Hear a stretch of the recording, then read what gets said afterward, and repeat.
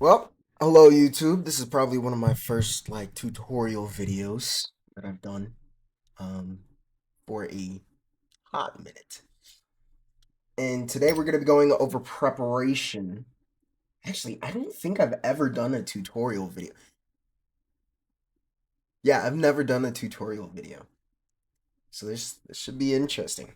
Anyways, we're going to be going over this new preparation system here. Um, after this new update. I don't know what number this update was, but it's a new season, new update, obviously. Got the battle pass. Really want to get this whip sword skin because it's not bad. It's actually a pretty decent whip sword skin. That battle pass has some pretty clean skins in there. Like, even this great sword's not a bad skin. Obviously, I would like to know what's in this Valiant treasure. But we won't know that for a little bit. I'm gonna move this mic on closer to my face. We've got a Yodo skin in there. You can upgrade it and take the coat off with glazed crystals, and it will look something a little bit more like this. They've got this Enor skin. This one is not upgradable, but it is pretty clean. Tail comes with it, which honestly isn't bad. Like, that tail is sort of clean. Some Enor hairstyles right there. If you like really customizing your stuff, there's background right here for Kurumi. Violet Rattan platform, whatever that is. Then a Yodo one. Oh, I didn't see that. That's actually clean. Wait, you can't tell me that that doesn't go well with this. That matches. That's actually not bad though. Then a background for Yodo as well. Oh, nice. That background will go well with that skin as well. Pose for Tessa. Yeah.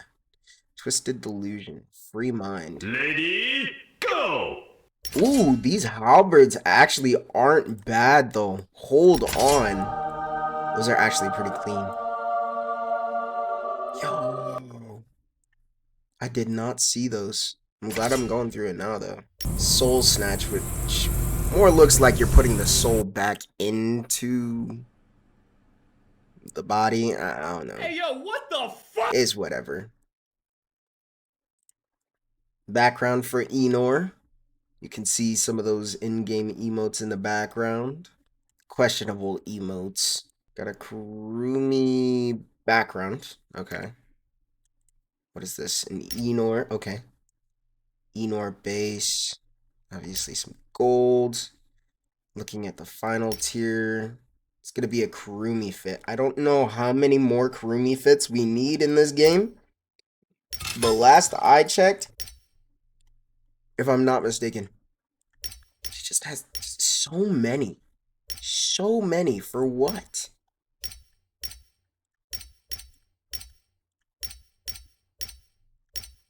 Okay. Alright. Anyways, moving on to preparation. You know, I didn't think about how long this would take. This is gonna take a while. Starting off rip, this is more so what my base character layout looks like for my glyphs. But anyways, starting off, show you what this glyph looks like with the grapple distance.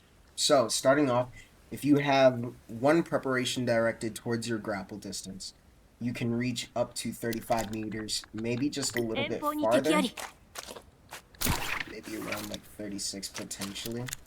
Yeah. 36 with no mark, 35 with a mark.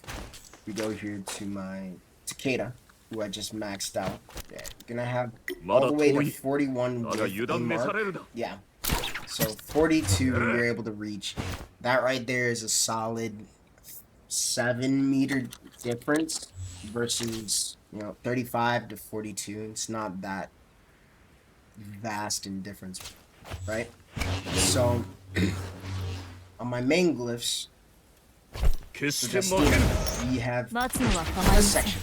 This section here is dedicated to that stamina recovery. So I'm going to have 3 here and 1 here, giving me that 35 from that 42.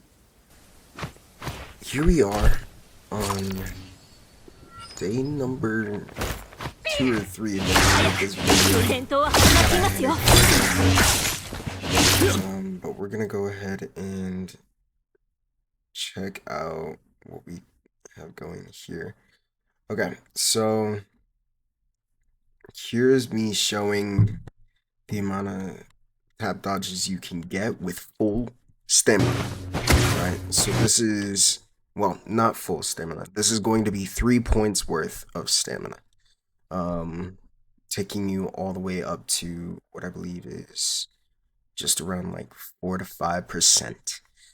It's not going to be the full 6, but it is going to be 3 points, which is 4 to 5. You still get 4 full tap dodges on and out of that before you get that, before it stops you and you're not able to tap dodge anymore. Sorry.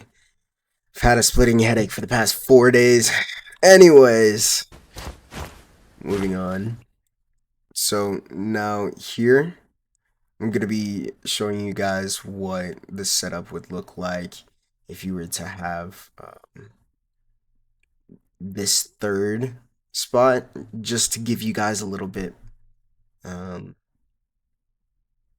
better insight on exactly how this works and its limitations as well as the benefits.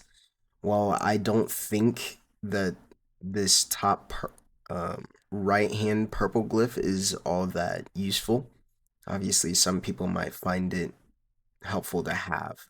I prefer to have, as you can see on my general glyph plan, I prefer to have the bottom left hand purple selected, just because of the stamina recovery, which I'll also show you guys how that works, and hopefully be able to show you guys a little bit more in detail, as well as try and slow it down, just so you guys can really get a visual grasp on how that works.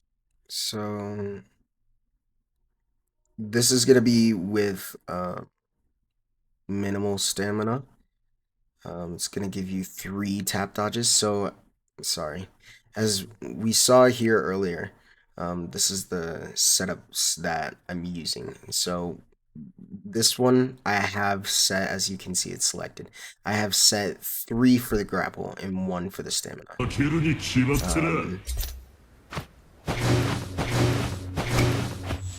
And then, as you can see, there's still a delay before you're able to get in that 4th tap dodge, meaning you're only able to get 3 smooth tap dodges in before it stops you.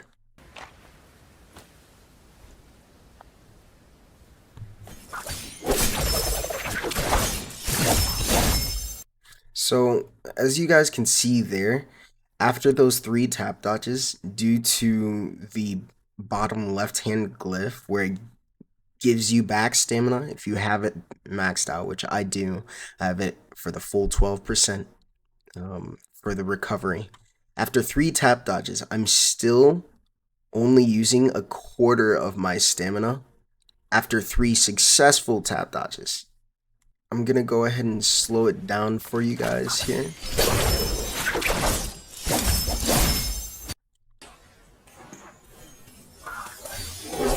So, boom. Right? That small frame you see, I use 1/3 of my stamina. But with the 12% regen, it takes me back on up to just above a quarter. And then we continue playing. Here comes in the other 2 strikes, which, by the way, after that first tap dodge, we're pretty much right back at full stamina. Like, almost right off rip. The second that our feet both hit the ground, we're literally right there. Full stamina by the time that that gold swing's coming out from the whip sword. It would be similar if it was a long sword as well. Then successful tap dodge. We know this because we see the gold glitter. I'm gonna call it gold glitter there. And we've used half our stamina and another successful tap dodge. And we're coming out of that and already into a blue at a quarter.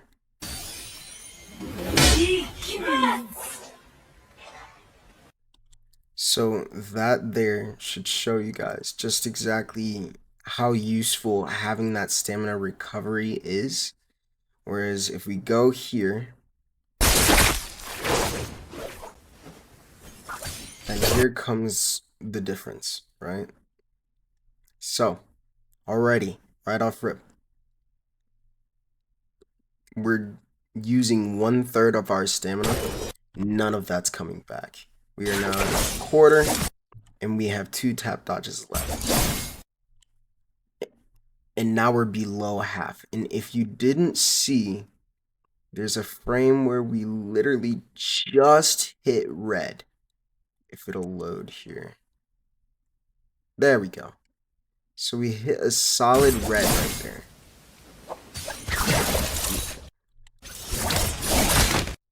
And if we try to do the same thing again, we will turn up unsuccessful.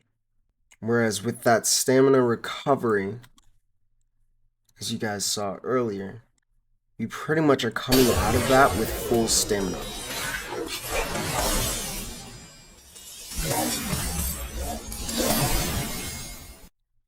We're just barely able to make it out of that.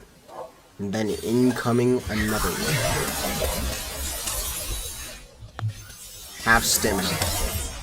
Red. And unable to tap dodge again, we get nailed with the blue. So as we saw earlier, after the first tap dodge, we're down to 1/3. Left with 2/3 stamina. Used up 1/3, sorry. And that's just tap dodging one blue. Right? Whereas, again, we have it happen, and we'll be right back at full stamina in literally a split second after one tap dodge of avoiding. Meaning we are put to no disadvantage when it comes to stamina. 1, 2, and so as I'm sure you can see here, already, we start here at a disadvantage. Even though I tap dodged too early, and I'm down to 1/3, I'm able to tap dodge again. I've only used about 2/3 of my stamina, but I'm back to half. Then come in the next swings, and we're gonna be right at 2/3 left of our stamina with only 1/3 burnt out.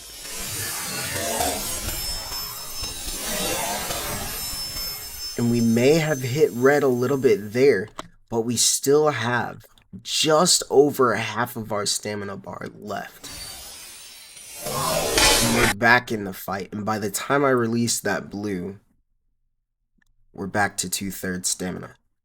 So even though there was a mess up right at the beginning of where I tap dodged too soon, we're still able to recover because of the successful tap dodge regen there being at 12%. So right here, we've got the purple focus into the blue, and we're still getting hit within that blue. So just as I was wondering if you could get a clink inside of the blue focus of the run, you just get nailed by the blue. So besides the startup of this run, there is no advantage besides not being able to get grappled. That is the only thing that you're benefiting from running that top right hand section. Alright guys, so starting off, this is going to be my Tessa build. I normally run this in trios. It's going to be mostly focused on the rage here on this part and that skill cooldown reduction. I do need to change it because while I was trying to do some testing, I forgot to change this. This specific glyph This specific glyph is affecting tactical damage. I normally run it on Akos, Viper,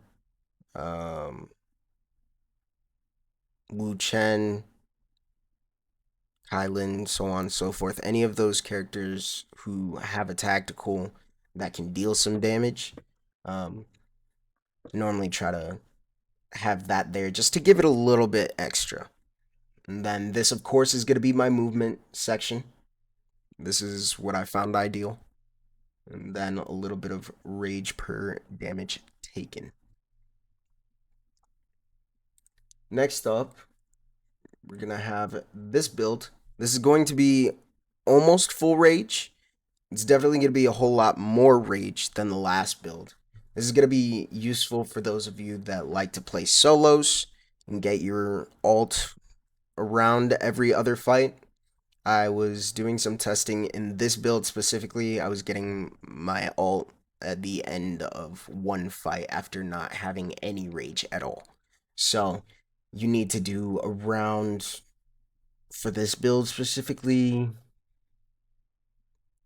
it was around like 4,000 to 7,000, like just straight damage, like to get your ult from 0 to 100%. But with a little bit of space in between when you're fighting those players, you should have your ult, especially after that soul bloom, right after one fight. Next up, this is going to be the full rage build, as well as the hot drop build. So this is full rage and hot drop. So if you like to hot drop solos, trios, this is going to be the build for you. What I did figure out about this glyph up here, this top red one, is it'll give you 30% of your rage, like that pretty much. Like you literally look at the numbers and you just see them like just skyrocketing as they're going up. Otherwise, this glyph is going to be your rage recovery rate.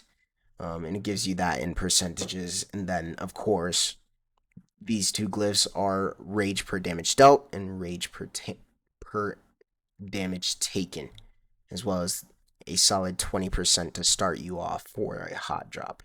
And then keeping a little bit of grapple distance and stamina recovery right here, you'll be in pretty solid shape.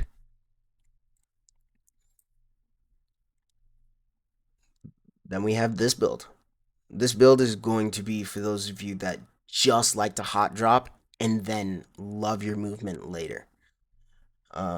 Because this is going to be full movement, and then this is going to be 40% for your rage starting off the game.